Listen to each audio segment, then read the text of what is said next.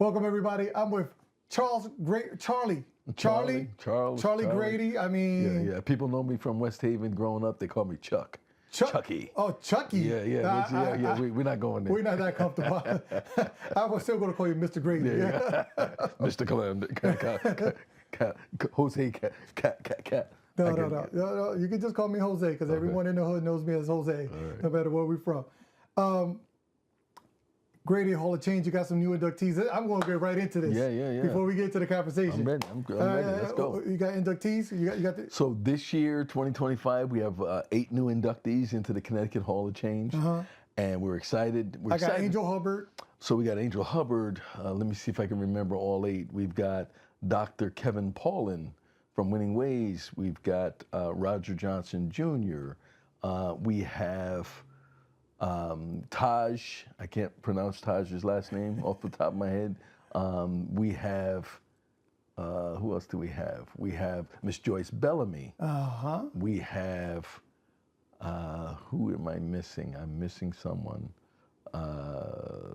They're going to hold it against you. Yeah, they are going to hold it against you. They're going to hold it against you. You know what? Because we're going to do it like this. Yeah, you have the names. Watch this. I'm going to find it now. You're going to pull the names up? See, this is how we do it. We do it live. We do it live because we don't want to leave nobody here. I ain't slept in 2 days, so this is why my memory is shot. You've been working, editing a movie. Yeah, I've been editing. A movie or a documentary? It's a documentary film. And I've been doing a lot of last-minute edits because we're going to be submitting it to various film festivals. I won't say which ones, but Gerard Jeter. So we're going to go down the list now that we got our notes together because the man hasn't slept in 2 days, and I cornered him after a meeting on a Tuesday night, said, "Yo, you got to come through," because I wanted to talk about everything that he's doing.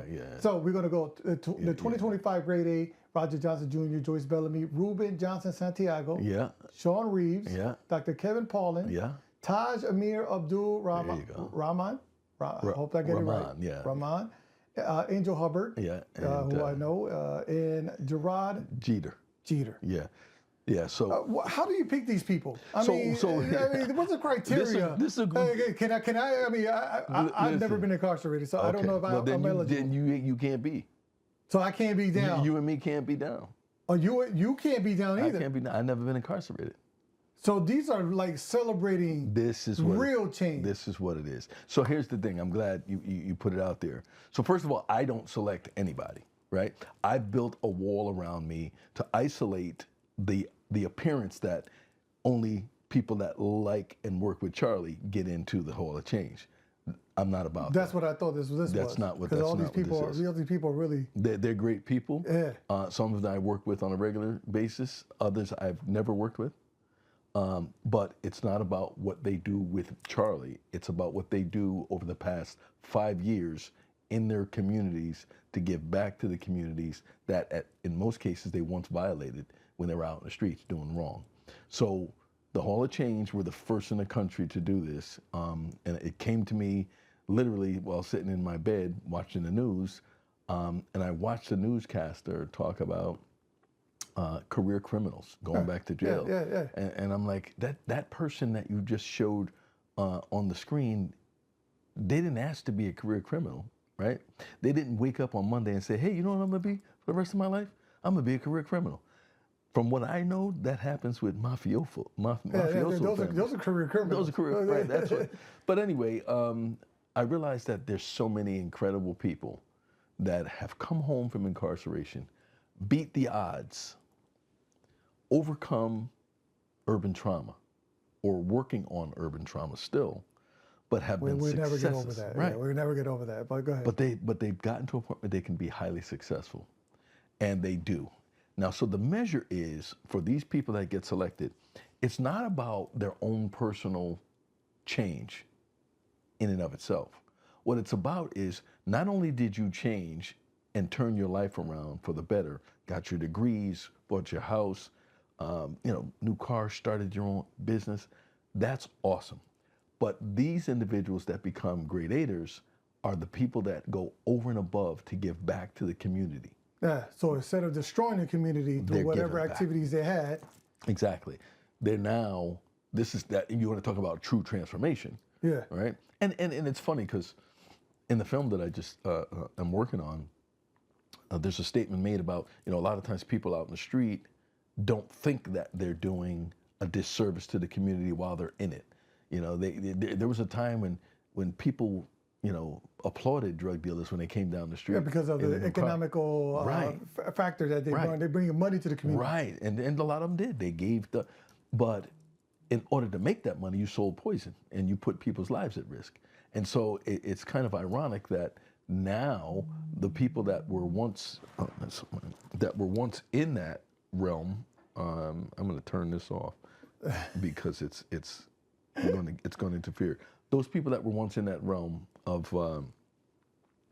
of creating havoc in the community, they now are recognizing and identifying how they can help those that are still out there thinking this is the way to go, turn their lives around.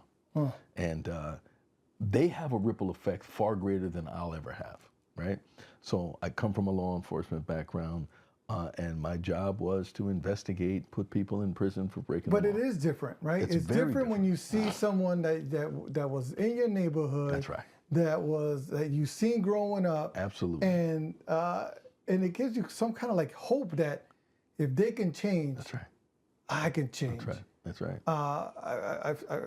I've spoken to several people who have done that in their lives and have like substantially changed.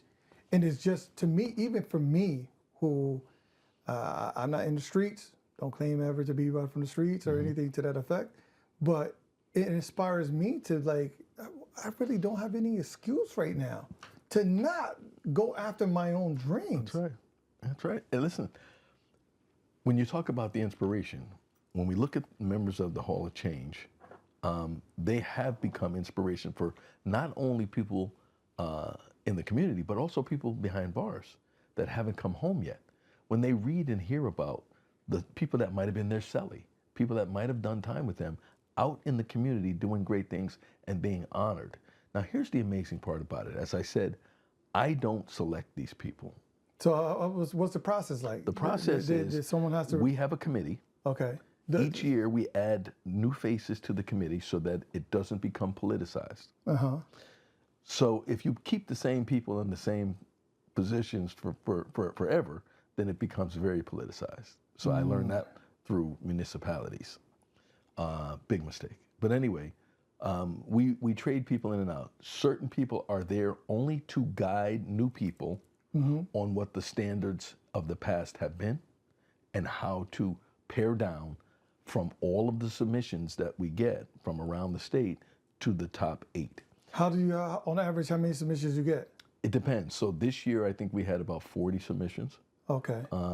And out of that 40, we have to narrow it down to the top 12. And at the top 12, when I tell you the committee, members of the committee are community leaders. They're formerly incarcerated individuals themselves.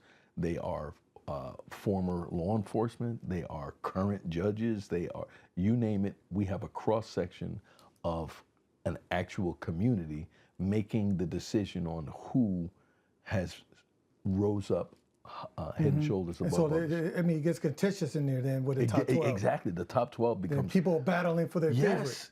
Well, not only are they battling for their favorite, but they're battling on principle. So some people on the committees over the years have said, look, I love this guy or I love this woman, but what they've done pales in comparison to what this person does. So we get down to the 8. In order for you to submit, you got to be recommended by someone? Yes, you have to be nominated. And you have to be nominated. This is what makes me absolutely insane, Jose, because we put it out months in advance. Like right now, we're going to start advertising for next year because... But I'll be honest with you, only 40 people have made a difference in their community? No, that's my point. Because people aren't submitting. Everybody will say... But it's their community. We never want to celebrate someone that's doing good and better for them. Why is that? And so I'll tell you why. Because if it ain't about me, if I don't benefit from it, why am I going to write up something fantastic for that person to be recognized? I'm out here trying to do my thing. I'm trying to get recognized. Why am I going to recognize that person? And that makes me insane. Because I gain nothing from any of this. Listen, the Connecticut Hall of Change, I get nothing from it. You have to understand. I do it because I recognize that it needed to be done. So this is an official plea. Please nominate someone that is doing positivity in their community. I'll be honest with you, I was a little astounded when you just said 40. I'm like, 40? I can name 40 right now. Right, and everybody can name, right? And this is what's crazy, because they turn it around and blame us. You understand? You didn't nominate anybody. You didn't bring our attention to the people that you think are phenomenal, yet now you're mad at the Hall of Change Committee that they're not getting the love. And so can a person get pushed to the next year?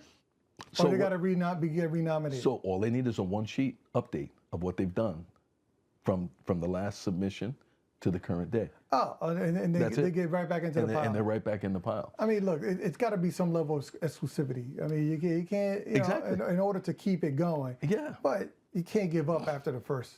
And I'm going to tell you, Jose, it's really sad to me because people take it personal. I'll walk in some places and they'd be like, oh, yeah, so-and-so didn't get in the Hall of Change. Man, I didn't vote your person. It's your fault. Right. You know what I mean? I created this Why are you doing hell? Are you holding this brother back? I created a format for you, and I want to uplift everybody. I don't put people in there because if it was up to me, I'd put everybody in there, right? Hey, that works with me. Everyone but the truth of the matter is... But not everyone can get a trophy. Listen, you have to have done some significant impact on the community. Now, it's funny because let's define significant.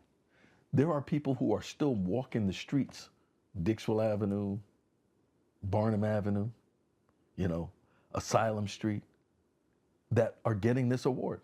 They're out there trying to talk to people, talk them away from the street life, trying to show them a better way. And then we have people who have their PhDs doing their share. And we have people who were formerly incarcerated Connecticut Hall of Changers that are now in law enforcement or pursuing, right? So we are, when I tell you the 12, from the 12 to the 8, it's a battle. We could talk about a Hall of Change all day. What is this time schedule looking like? So each year we have our induction ceremony, and here's the best part. It's in September, the induction ceremony. It's by invite. It's not open to the general public because we have it at a small, intimate theater, just because it's intimate, and we need people to recognize the magnitude of what is happening. The exclusivity is something about the exclusivity. Absolutely. Yeah. And the 8 individuals are now memorialized after the induction ceremony. They are memorialized in a state museum. Now, I need people to recognize a state of Connecticut museum has recognized formerly incarcerated people that have done great things to give back to the community, and they have dedicated a display in the museum for these people.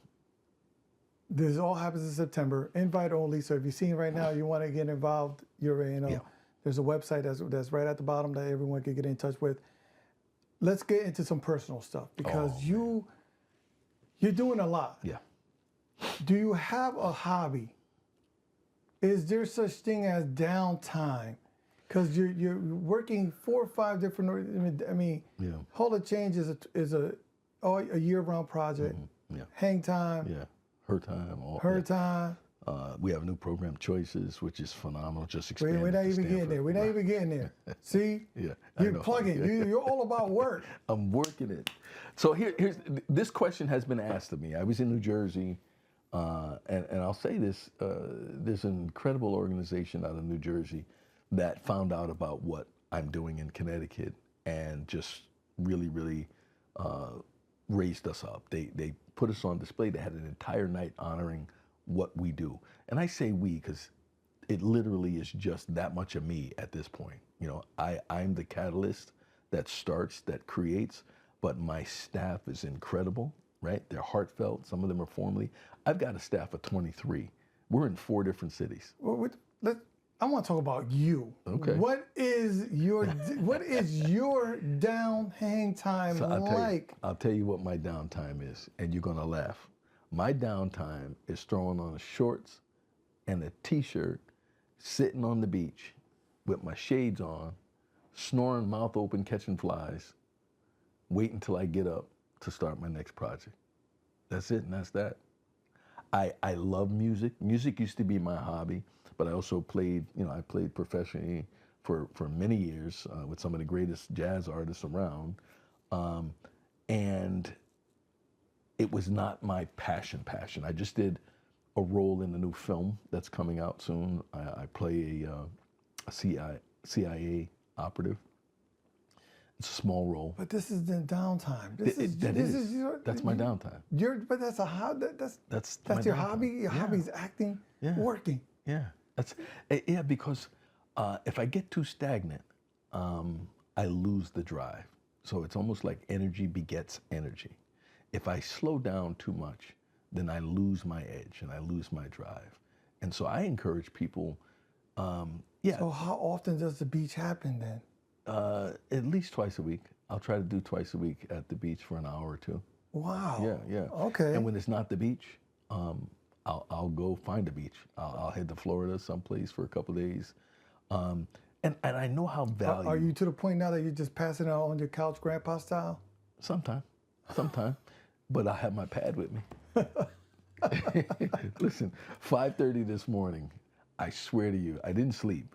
5:30 this morning, I'm saying to myself, look, I'm not getting up. I gotta get some rest. I got to go see Jose tomorrow. I'm gonna be straight. I can't be up in there all sluggish and forgetting people's names for the grade 8. So I'm fighting it. I'm staying in bed, and then I'm running through.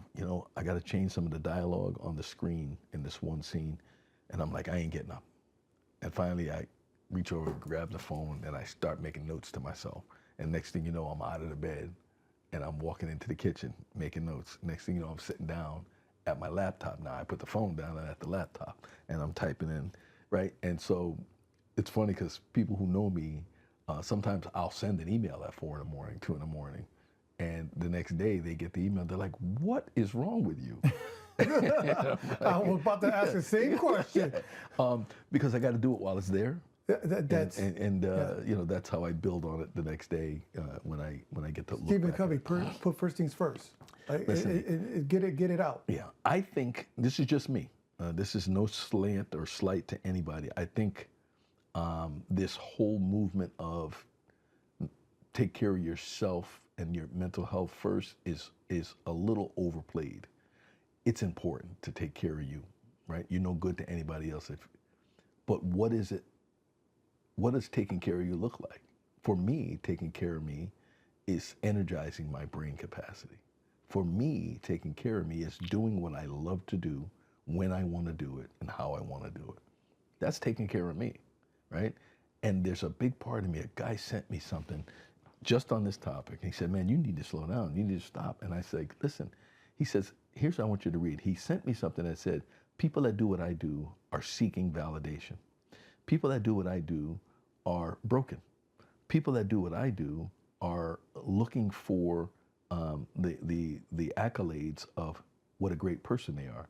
And I read it and I'm like, damn, he just slapped me all about the head and face, right? But what this little thing that he sent me doesn't include is, it is at the core how I function. It's how I move forward. It's how I live. It's not, I don't do things for accolades, but it may look that way.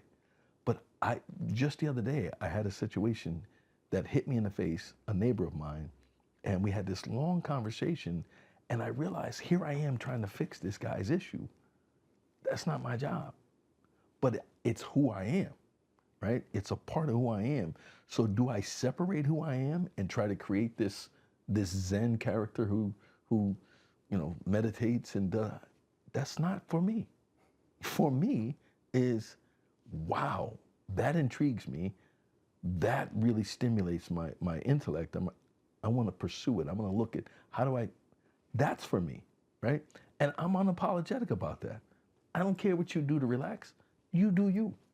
Go relax, sit, whatever you do. My relaxing is doing the things that I love to do. But I think it aligns itself with the philosophy that if you love what you do, it ain't work. Right. And it's ironic that this lane that I'm in, of reentry and social justice reform, coming from law enforcement, I had no idea that this was my lane. You understand? I had no idea that this was my lane. And I never believed in walking in purpose. I'm walking in purpose. I'll sleep when I'm dead. I'm good. Yeah, like, it worries me that I don't fall asleep. That worries me.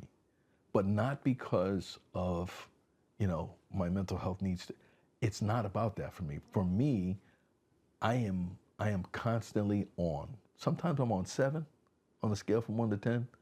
Most times I'm on 9.5, 10. So for me to fall asleep, I got to be on a 4. And it's hard to get to a 4 sometimes because I'm constantly thinking. And I don't know if there's this thing as ADHD. I'm not sure. I've never been diagnosed with any of that stuff. But I'm okay with me. I'm okay with the way I'm functioning because I'm getting things done. Do you get 7 hours of sleep at least once a week? Don't look at me like I'm crazy. Man, 7 hours, man. Listen, that's like a luxury vacation. 7 hours? Are you kidding me?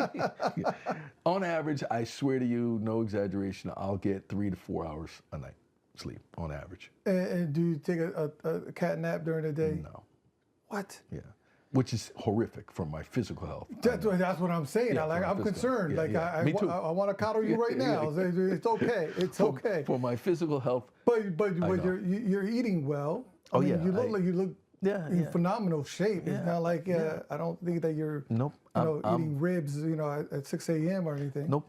I mean, I do periodically get me a Wendy's Frosty.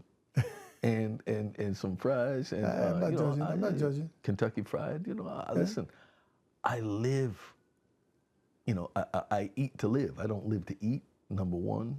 And I live a life that my metabolism keeps me in shape. Like, it's genetics, man. I don't work out anymore. There's muscle memory. If I need to work out, I'll work out for 2 or 3 weeks, and I look like I've been in the gym for, 4 months. This guy's bragging with the black don't crack. Jesus. It is. It's not just me. I mean, look. All of us. Yeah, no, you're right. If you eat right, you live right. You live right. And you keep yourself engaged. Yeah. You don't gain weight. Like I've noticed that recently. I worked out for 30 days, turned into an Adonis. And then I haven't worked out in like 20. And here you go, right. I'm still losing weight. Right. As long as I'm eating right, getting at least 5 hours. Yeah. I mean, okay, Mr. Worried about me, 5 hours. But listen, I look at it like this, and again, this spark of a human being, Marlene Cruz, asked me this question on stage. It's like, and someone else in the audience said, when do you rest, when you sleep? And I'm like, when I'm at peace with what I've accomplished and what I'm doing, I'm good. Like, sometimes I'll sleep, not that deep REM sleep. Sometimes I'll just have my eyes closed and I'll toss and I'll turn and I'll wake up, in 4 hours, get out of bed. When I say wake up, I really didn't fall asleep, but I get out of bed and I'll go do what I got to do, and I'll be dragging by 12 noon. And then my wife is like, how in the hell do you function? You get a second wind at 10 p.m.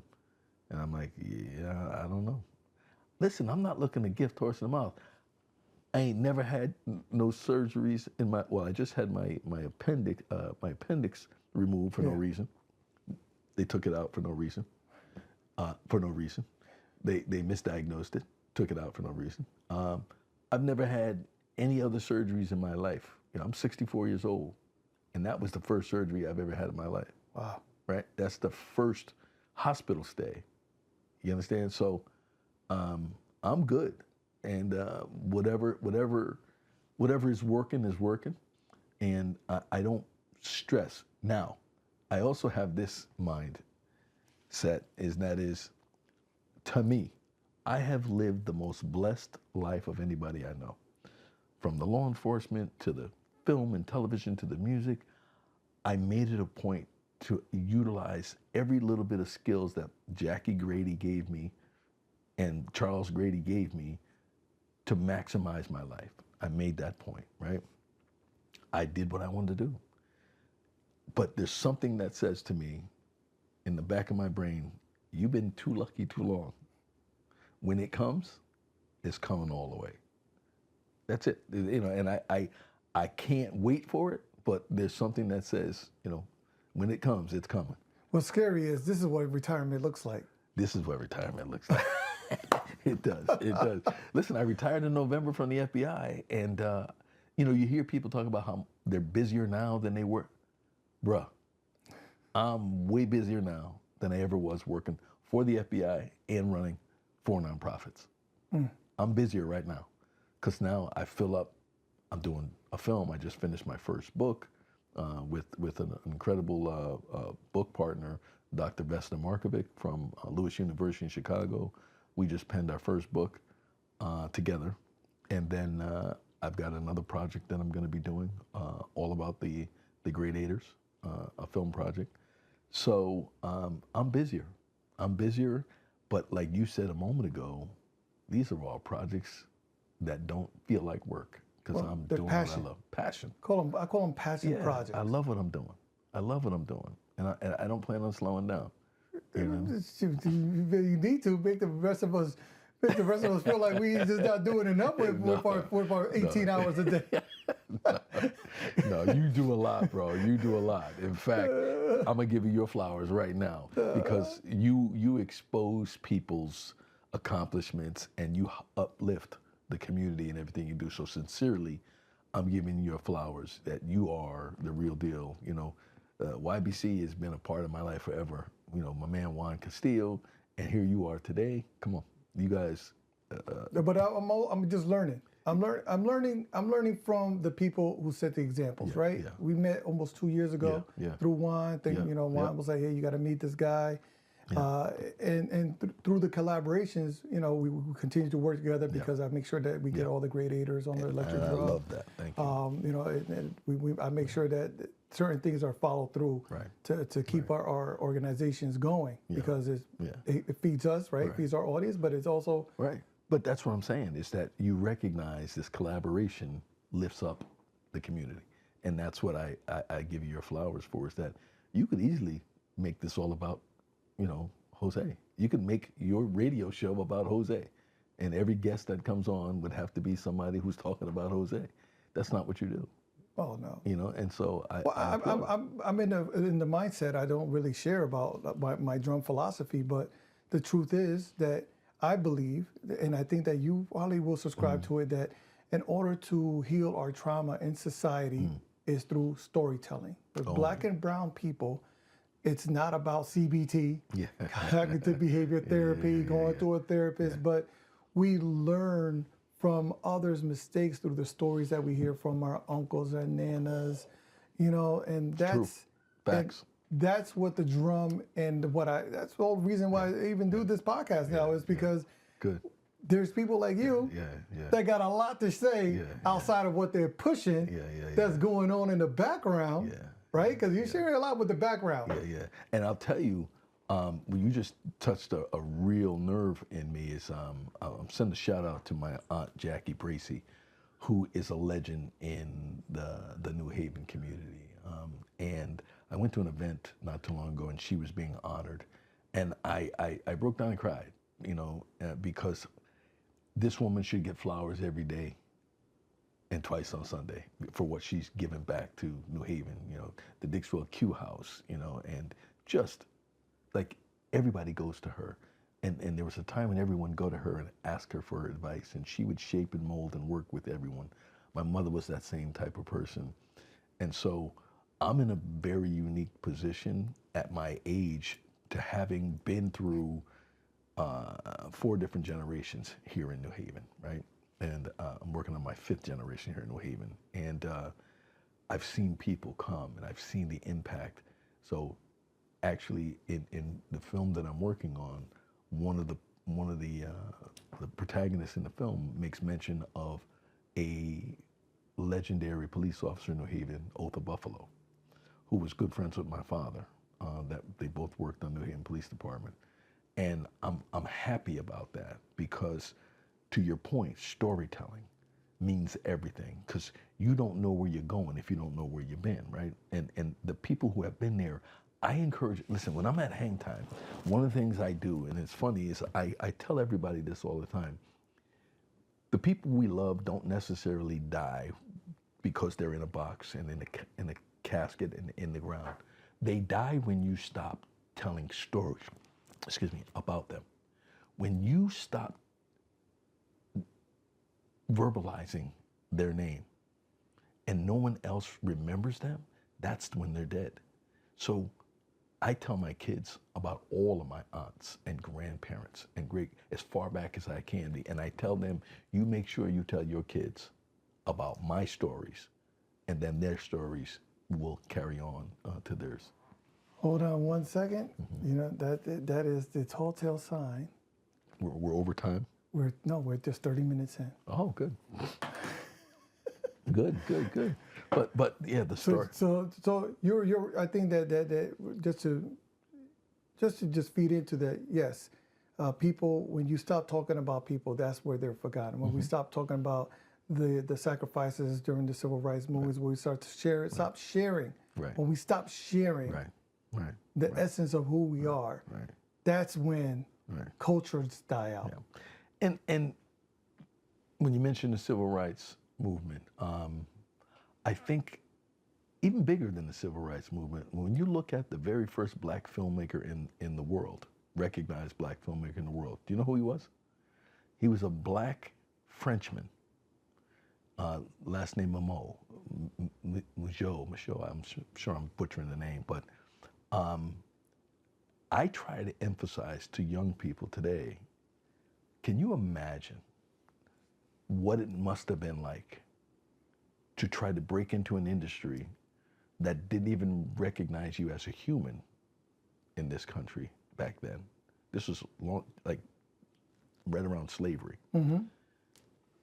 And so he breaks into the film industry and he becomes successful in France. And he sets the bar for young black filmmakers in the US. And you don't know anything about him. Most people don't know anything about him. And I try to raise people like that into consciousness to say, listen, you think you got it bad today? Can you only imagine? Can you imagine what Jack Johnson went through? Marrying a blonde-haired white woman back then and parading her around? He was the baddest brother you ever met. I laughed my ass off. I'm like, he threw it in the face of everybody. I'm gonna marry who I wanna marry, right? I don't care what you all think of me. I'm successful. It blows my mind what those folks had to overcome so that we could sit around today and complain about how tough we got. Stop. We ain't gonna get into that. I want to talk a little bit about you are a person who is extremely soft-spoken. Were there ever a time where you were louder, or is this just part of your demeanor? Because you're mysterious as all hell with how you will. I'm always anticipating. So the short answer is no. I've never been a loud person. I've never been that person who, you're gonna be out in public and go, whoa, what? Like, I learned a long time ago from my father and my uncles who were highly successful in the crossover world that there's a need for brothers to be out in the street with the bullhorn marching. But there's a greater need for brothers to be in the boardroom behind the scenes getting things done, right? I chose to be that guy. And I get things done quietly, right? Just day before yesterday, I had someone give me 4 firearms that they got off the street, and I turned them over.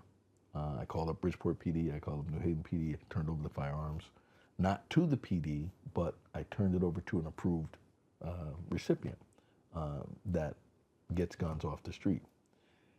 I did that with 3 phone calls.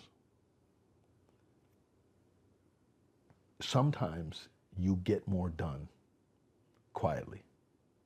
Sometimes the phone call to the person who knows the person is the easiest and the most effective way to get around all the shouting and screaming with a bullhorn. That's how I choose to move. Listen, I go out and party. I'll sing my ass off. I can't sing, but I'll be screaming, bouncing. But when it comes to business, no, I'm not that shouting guy. Walk softly, carry a big stick. Huge. huge. You know what I mean? And it's funny because your network, which is the big phrase now, is your net worth, right? And my network is vast, and I'm proud of the network that I have because I've been able to get things done. And there's a whole lot of things that I've been able to get done that I would never hear say that was me, because it's not about me, it's about getting it done. It's lost on this generation. It's just a majority of people about collaboration and working together and setting aside ego for the mission. Can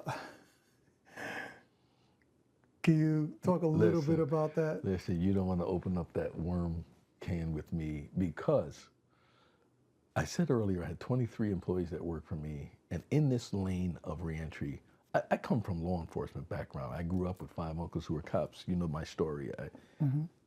It's a rough world. You want to talk about egos? Hey, listen, cops have to have a certain amount of ego to do their job, right? And I'm not mad at it. You know, some of them take it to the extreme, and you know they become that asshole cop. I get it. You know, but I never ever recognized just how backbiting the reentry population and the nonprofit world is.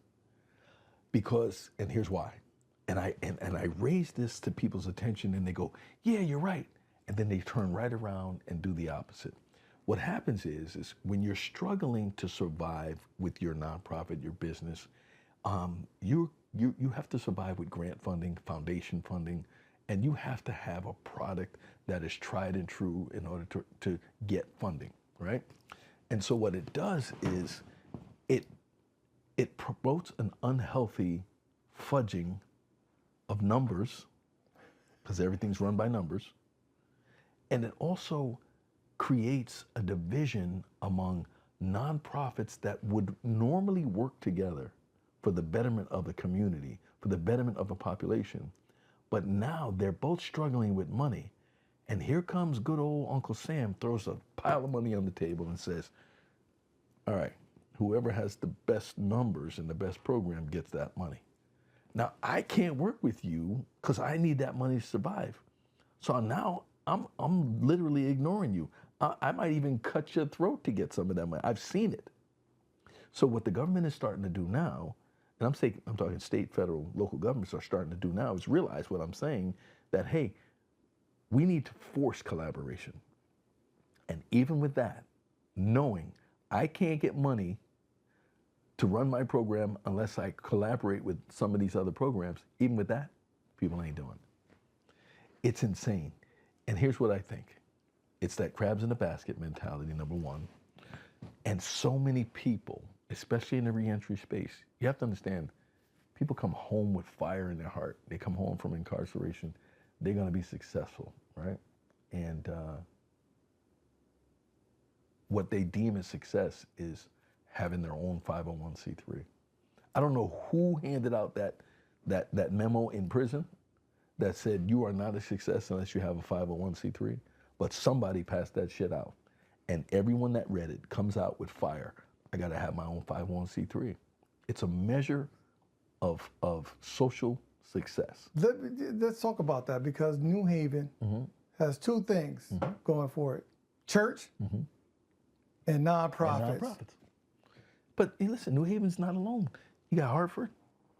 You got any larger city in anywhere USA is inundated with and the duplicity of the nonprofits is insane.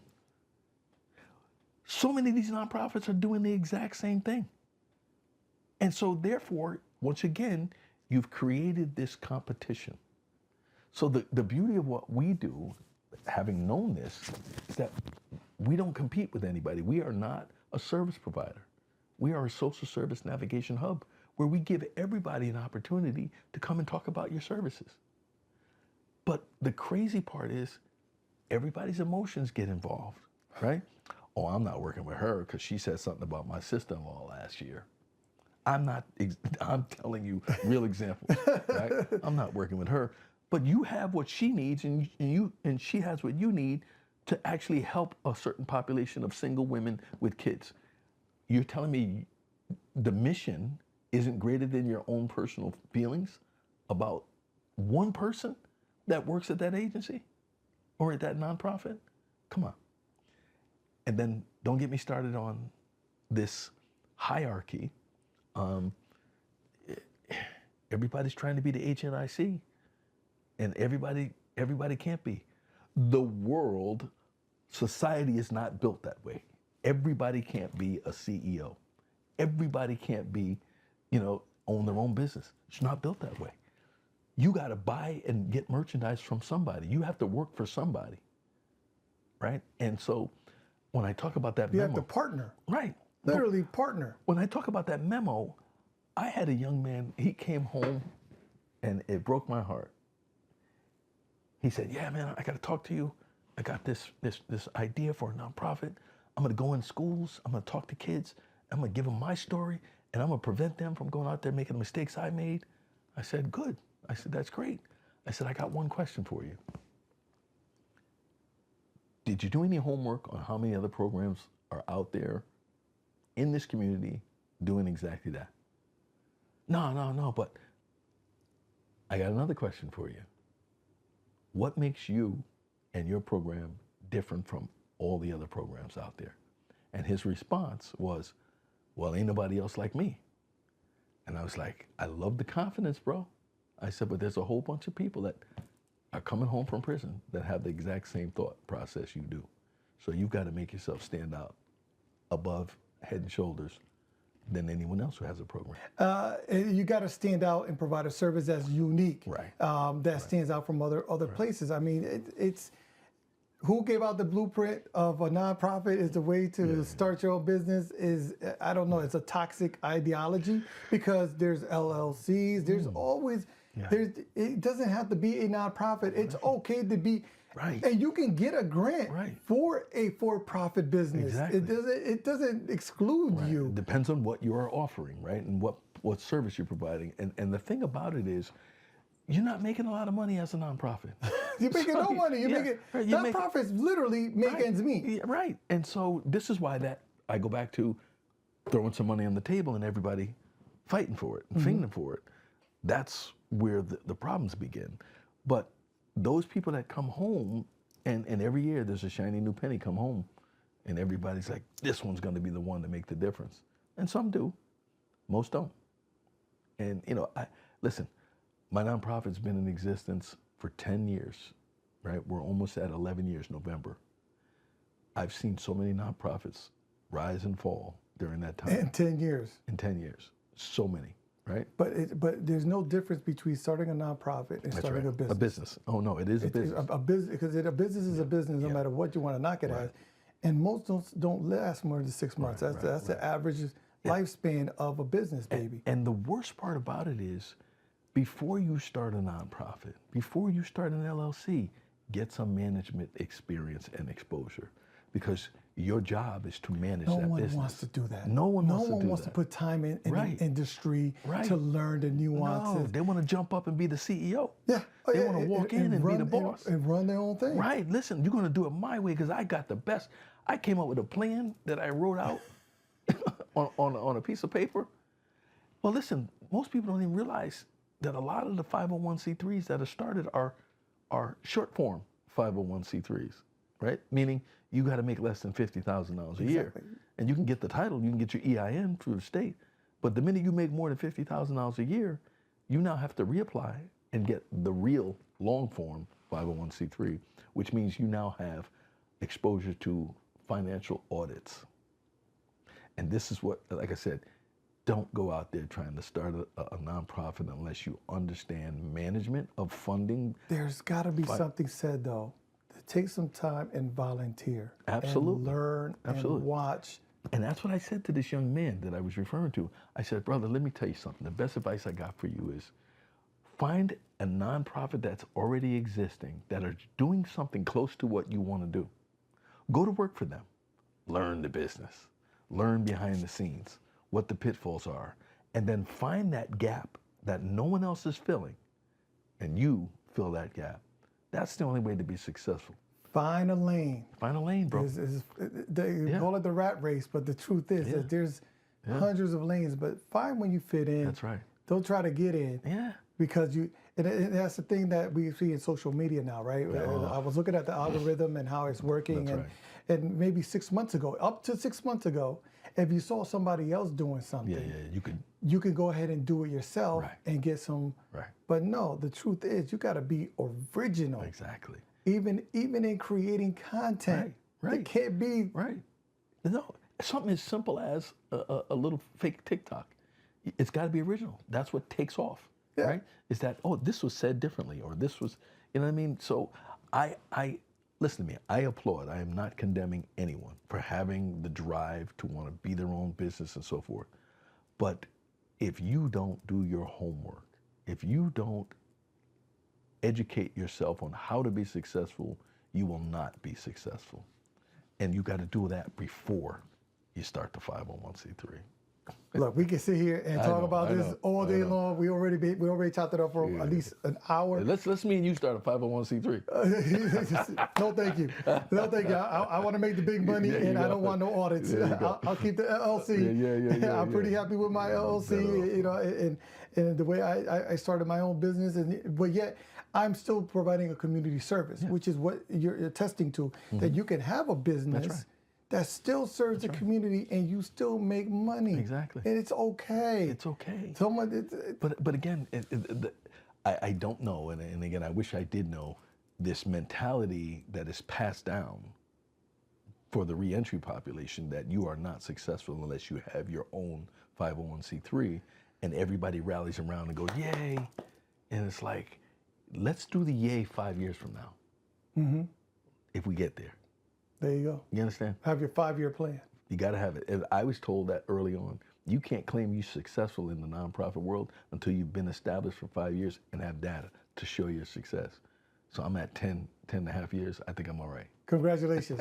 Hang time. Appreciate the Grady Hall of Change. Yes. The name of the movie that you just finished? Versus Them. Us versus them. Okay, all right. And the subtitle is When We Become They. And then we got one in the making now in production. Pre-phases of production. I'm putting the outline together in the script for a lot of local New Haven stars that have made incredible impacts in New Haven. They're going to be featured in this film. Very good. All right. Charles Grady. Chuck. Oh man, come on, man. You can't call me. Thank you so much, Charlie Grady, for coming on through. You already know how we do. It's the Jose Candelario Show. Thank you so much for your time. Appreciate you, brother. Thank you.